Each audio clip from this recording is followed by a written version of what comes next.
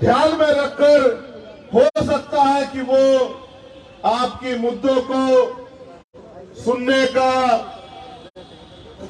उनको निवारण करने का वोट के कारण ही चाहे काम करे, इसलिए उनके करीब ये सभा रखने का काम हमारे साथियों ने किया।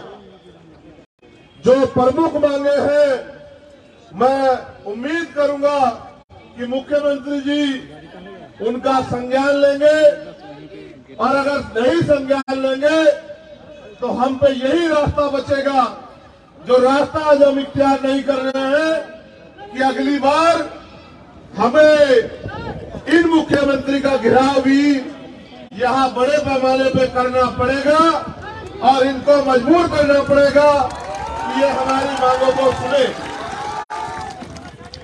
हमारी सबसे प्रमुख मांग है, 22,000 से ज्यादा मामले एससी के यहां लंबित हैं। एससी आयोग का गठन यहां हो जाना चाहिए था।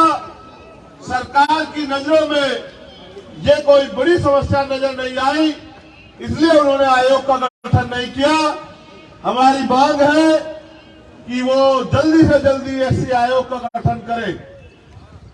एससी, एसटी, ओबीसी और मुस्लिम छात्रों को जो छात्रवृत्ति मिलती है, जिनमें हमारे महापुरुष, चाहे संत गाडगे जी महाराज हो, चाहे बाबा साहब अम्बेडकर हो, उन्होंने ये कहा है कि शिक्षा श्रेणी का वो दूध है जो पिएगा वो दहाड़ेगा।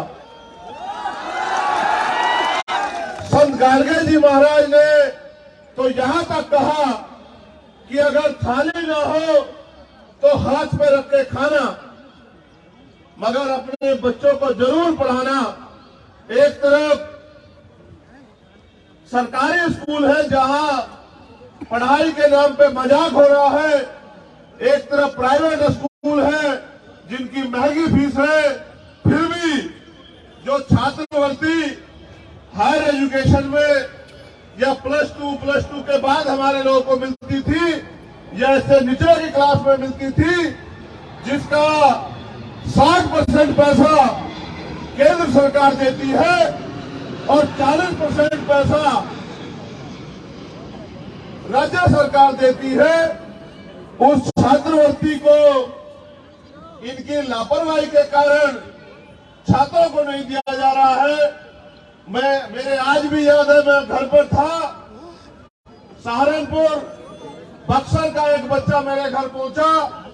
उसने मुझसे कहा कि मुझे क्रेडिट कार्ड का लोन हमने लिया था, पढ़ाई के बावजूद भी रोजगार नहीं मिल पा रहा है, बैंक वाले लोग मेरे घर के चक्कर लगा रहे हैं, मेरे घर की कुर्की के आदेश दे रहे हैं।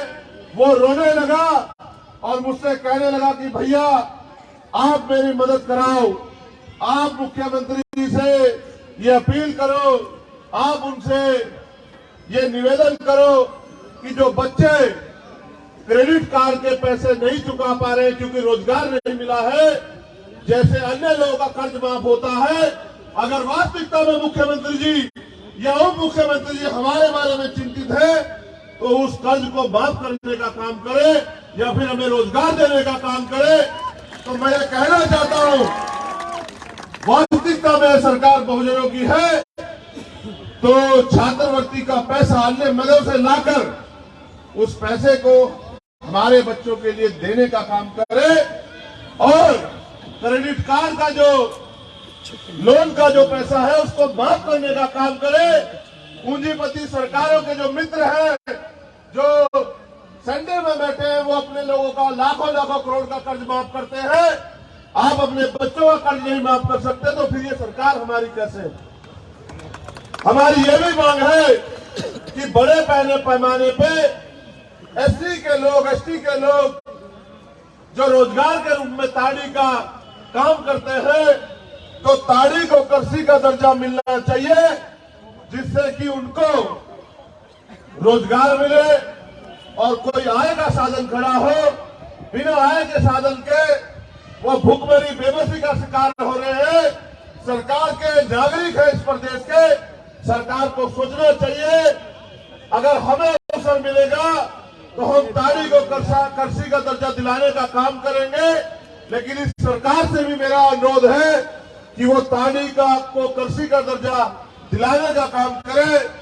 तालीमी मरकज टोला सेवक को नियमित करने का काम करे, ऐसी भी हमारी मांग है।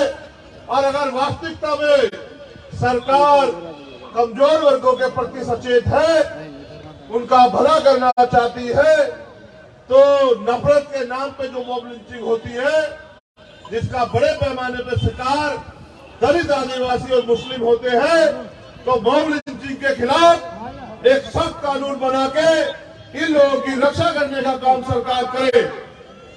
उसके साथ साथ सरकार आने पे या सरकार होने पे सरकार क्या कर सकती है, अगर सरकार को ना पता हो, मैं ये भी बताने का काम करूंगा कि कोई भी सरकार को समझ आए कि सामाजिक न्याय, सामाजिक परिवर्तन, आर्थिक मुक्ति ये सिर्फ कहने की बातें नहीं है।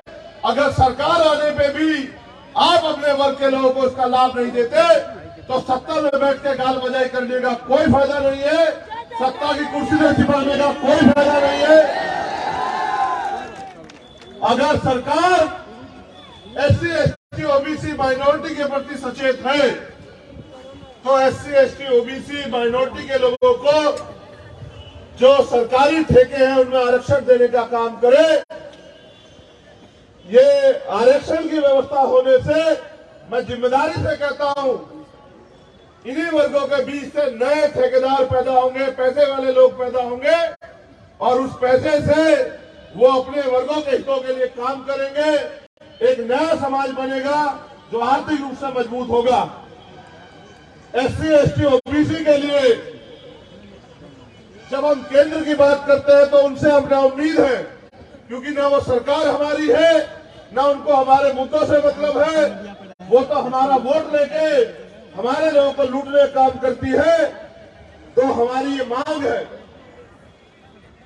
कि प्रमोशन में रिजर्वेशन SC, ST, OBC के कर्मचारियों के लिए लागू किया जाए। अगर ये सरकार वास्तविकता में बहुजन समाज के लोगों का हित चाहती, ये सरकार जातिगत जनगणना करा रही है, उसके लिए तो मैं उनको धन्यवाद देता, लेकिन जातिगत जनगणना कराने के बाद करेगी क्या?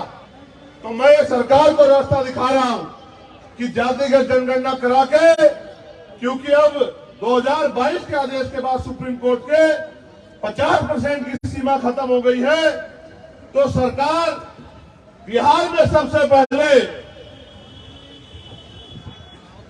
100% रिजर्वेशन लागू करे। जिसकी इतनी संख्या भारी, उसकी इतनी हिस्सेदारी।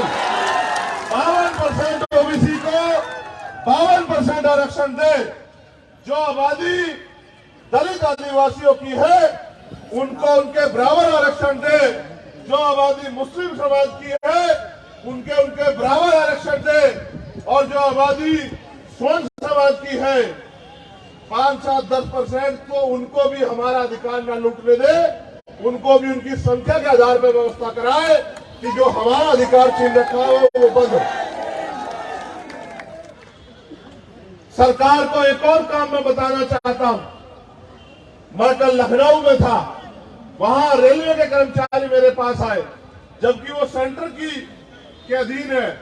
मगर मैं यहां की सरकार से कहना चाहता हूं कि सरकार चाहे तो इन वर्गों के कर्मचारियों का भला करने के लिए पुरानी पेंशन को वो बिहार में शुरू कर सकती है, जिसका बड़ा लाभ इन वर्गों के कर्मचारियों को मिलेगा और वो अपने पैरों पे खड़े रहेंगे। आने वाले समय में पे बैक टू सोसाइटी के जरिए वो समाज में महापुरुषों के आंदोलन को चलाने का काम करेंगे। और इसके बाद जहां तक मुझे जानकारी है 8 लाख एकड़ जमीन,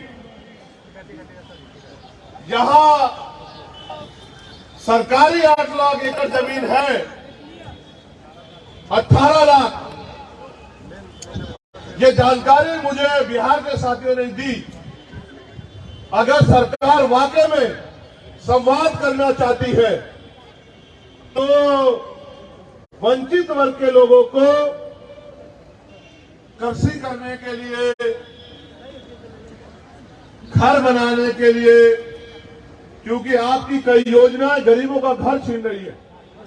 जो 33 साल से लोग बसे हुए हैं, बक्सर में उन्होंने मुझे आके बताया कि सरकार योजना चला रही है, बहुत अच्छी बात है, लेकिन अपने लोगों के घर उजाड़ के तालाब बना के कौन सी योजना आप चलाने का काम कर रहे हैं।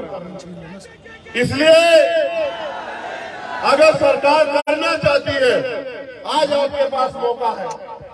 उस जमीन को, क्योंकि हमने उत्तर प्रदेश में देखा है, मान्यवर काशीराम साहब कहते थे कि जो जमीन सरकारी है वो हमारी है, तो उस जमीन को गरीबों में बांटने का काम करे, जिससे ये गरीब खेती या अन्य कोई रोजगार करके अपने पैरों पे खड़े हो।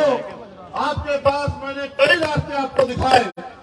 आप देश की सत्ता में भी जाने की बात करते हैं, ऐसी चर्चाएं भी हैं, लेकिन जब आप मुख्यमंत्री बनकर अपने प्रदेश में काम नहीं कर सकते, तो देश की सत्ता पे आपको कौन बिठाएगा। यही वर्गों के लोग वोट के आधार पे वोट देके तय करते हैं कि देश की सत्ता पे कौन बैठे।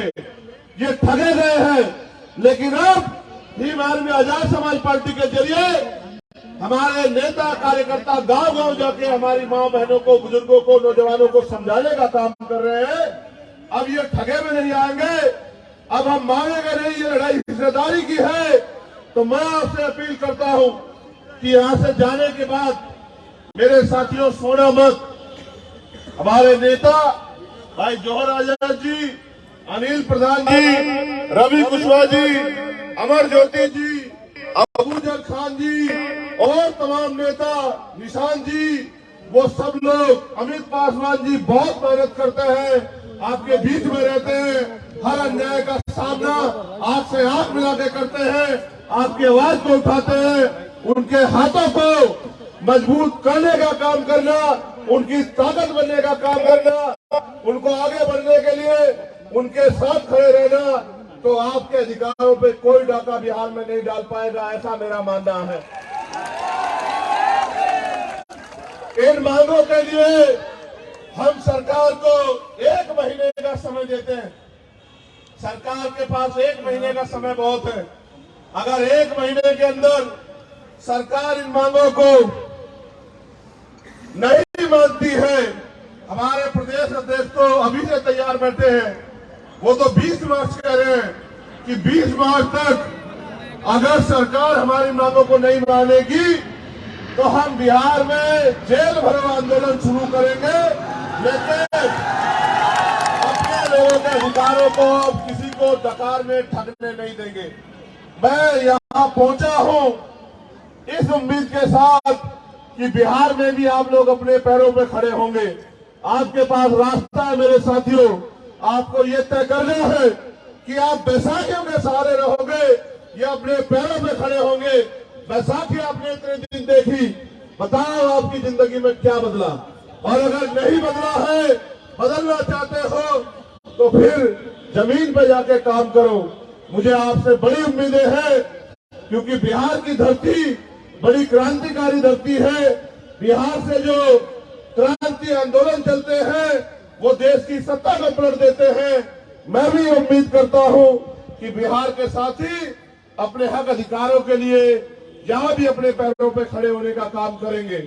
और मुझे उम्मीद है कि जो गरीब के बेटे मैंने यहाँ अपने प्रतिनिधि के रूप में आपके बीच भेजे हैं, आप उनके हाथों को मजबूत करने का काम करोगे।